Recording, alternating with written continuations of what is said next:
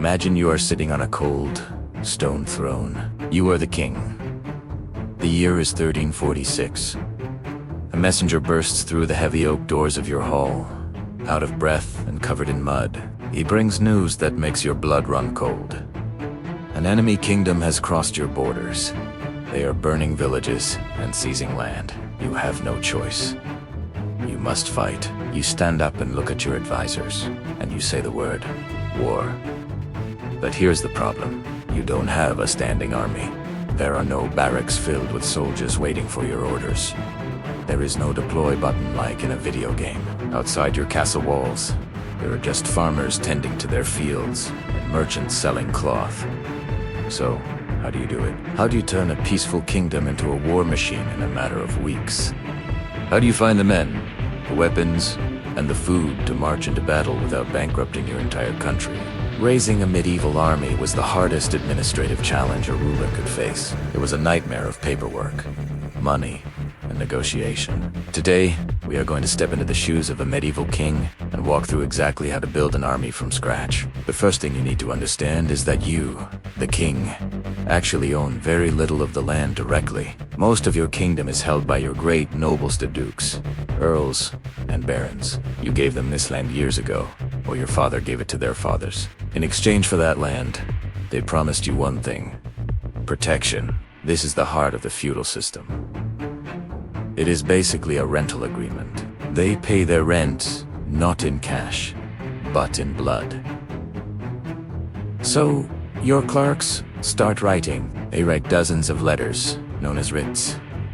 These are official summons. The letters are sealed with your royal wax seal and sent out by riders to every corner of the kingdom. The message is simple. I am the king. You promised to fight for me. Meet me at the capital in 6 weeks. Bring your armor, your horse, and your men. But here's where it gets tricky. A baron isn't just coming alone. He has to bring a specific number of knights and soldiers based on how much land he owns. If he owns a huge estate, he might need to bring 50 knights. If he owns a small manor, maybe just himself and a squire. Now, you might think all your nobles will immediately jump on their horses and ride to save you. But human nature hasn't changed much in 1,000 years. Some of them will be eager for glory. But others, they might be old, sick, or just lazy. Some nobles might write back and say, Your Grace, I cannot come. My leg hurts, or I am too busy managing my harvest. In the early Middle Ages, you might have seized their land for this. But by the later Middle Ages, a new system appeared. It was scutage, which basically means shield money. If a knight didn't want to fight, he could pay a tax instead. And honestly, as the king, you often preferred the money. Why? Because feudal knights are tricky.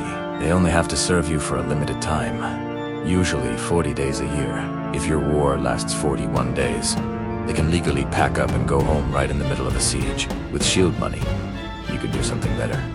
You can hire professionals. This brings us to the backbone of many effective medieval armies. The mercenaries. These are men who fight for pay, not for land or loyalty. You take the gold you collected from the lazy knights, and you send word to the free companies. These are groups of professional crossbowmen from Genoa or pikemen from Flanders. These guys are dangerous. They are career soldiers. They have the best armor, and they know how to kill. However, they have one massive downside. They are incredibly expensive. If you run out of money, they won't just leave. They might turn around and attack you to get their payment. Raising an army is as much about accounting as it is about bravery. You need chests full of silver coins traveling with you at all times. Okay, you have your high-ranking knights and your paid mercenaries. But you need numbers. You need thousands of men to hold spears, dig trenches, and shoot arrows. You need the commoners. You cannot just grab every farmer from the field. If you take all the farmers, nobody will harvest the wheat, and your kingdom will starve next winter. You have to be selective. To do this, you use something called the Commission of Array. You send officers into every village. All the men of the village, usually aged 16 to 60, are gathered in the town square. Your officers inspect them. They look for the strongest men, the ones who own a bow or a good sturdy dagger.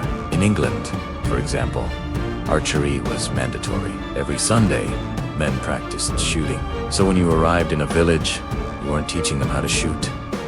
You were just picking the best shots. These men aren't knights.